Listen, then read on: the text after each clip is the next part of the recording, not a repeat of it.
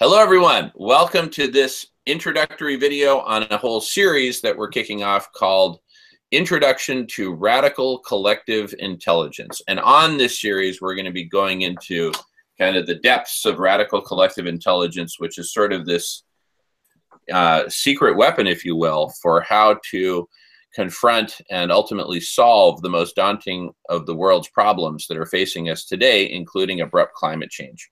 And I want to welcome Michael and Gaio. Welcome, Michael and Gaio, to this Radcast. How you guys doing today? Good to be here, Jamin. Thanks. Awesome. Okay, I thought I'd do a little screen share here to kind of show pictorially what we're talking about. There's really, you could think of radical collective intelligence as like a three-phase motor. And so the three phases, there's the conversational phase, which is the how to change the world is focused on, right? This is the place where we have conversations. We have conversations about the world's problems and conversations about solutions to the world's problems. These conversations then inspire, inform, and to some extent even help manage the work done in a whole different realm, the second phase of the three-phase motor, which we refer to as the GitHub of solutions. And for those who don't know, GitHub is the #1 platform for open source software development, which are a subclass of solutions. But there's a much broader class of solutions, which are all the solutions that we need, whether they're political solutions, economic solutions. And I refer folks to the series of conversations called a pluriverse, or plurality of solutions. Here in this next phase, which is radish.org, radish.org is the GitHub of solutions. Well, that's the intention. That's what we're building it out to be. It's nowhere near complete as of this recording. But that's where, just like with GitHub, that facilitates a vast community of people coming together online from all over the world, each of whom can make micro contributions to a particular solution that's being built. Same exact principle here. That's why we call Radish the GitHub of solutions. So that's where we build the solutions. And then the third phase of the three-phase motor is global holistic modeling. And that's where, for any given solution that is created over in the realm of Radish,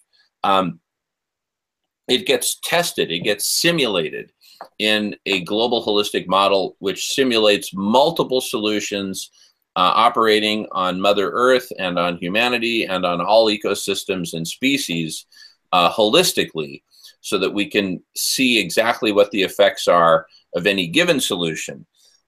And then the output of this testing, of these simulations, informs the conversational domain of howtochangetheworld.org.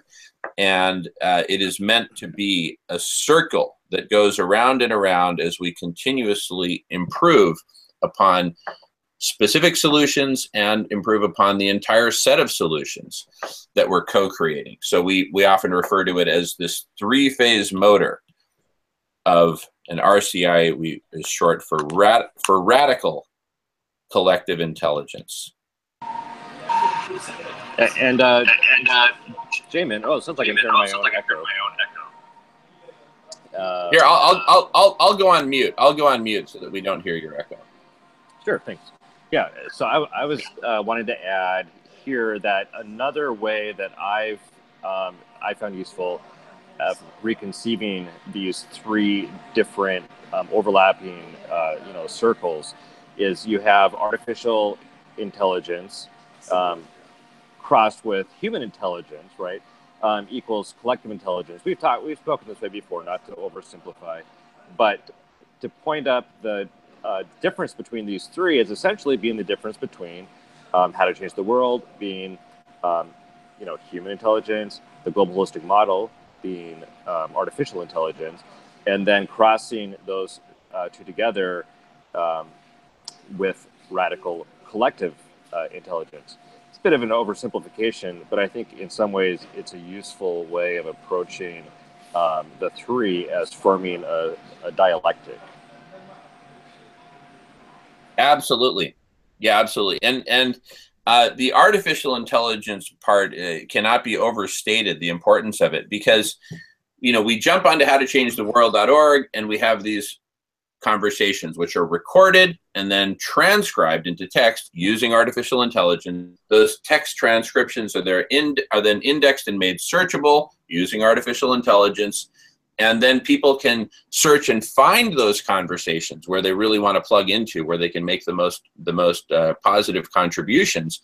But also the artificial intelligence itself, listening in, as it were, on all the different conversations and understanding them to the extent artificial intelligence can, increasingly powerful, its level of understanding.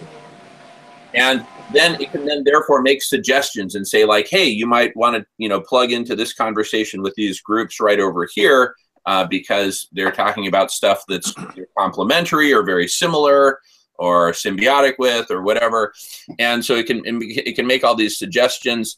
And we've got some really amazing scenarios that we've come up with that still need to be coded for so that we can actually apply artificial intelligence in these ways. But it's basically, we're talking about this profound partnership between machine intelligence, artificial intelligence, and human intelligence, but not just human intelligence as we know of it today, collective intelligence of humanity coming together as a collective and figuring out these problems. So there's really exciting stuff. We're just giving kind of a high-level overview right now.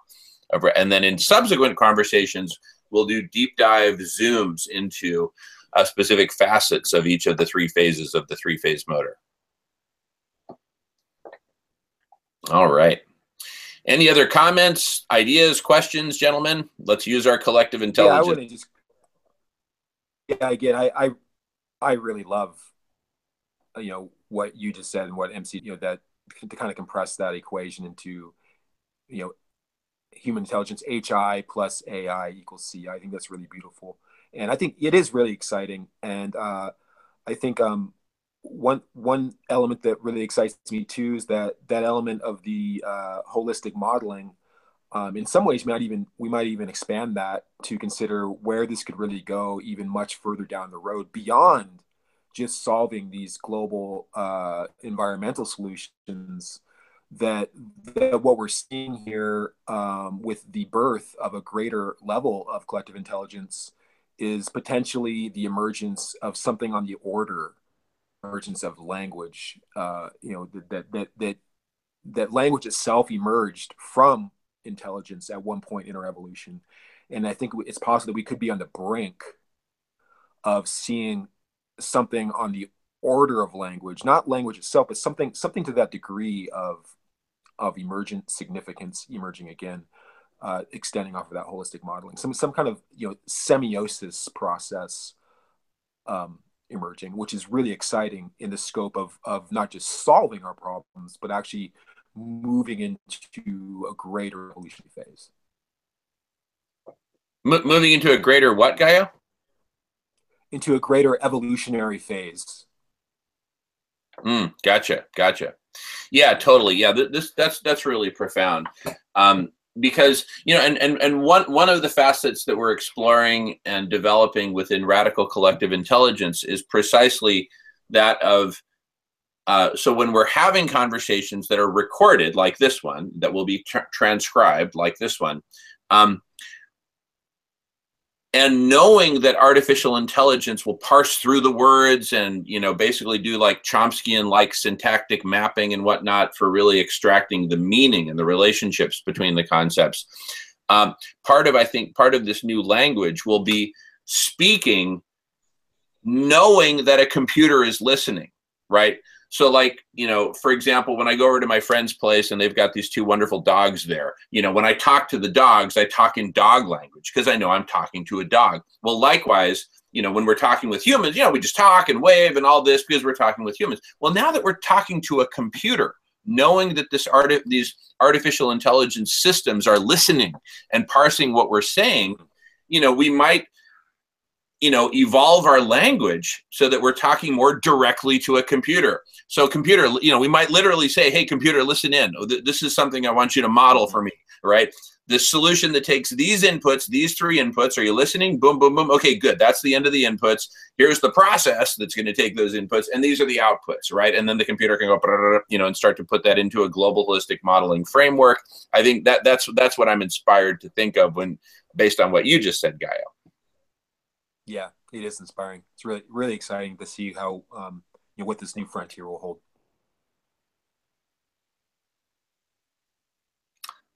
Awesome. All right. Well, any final thoughts for this admittedly brief and intentionally brief introductory video?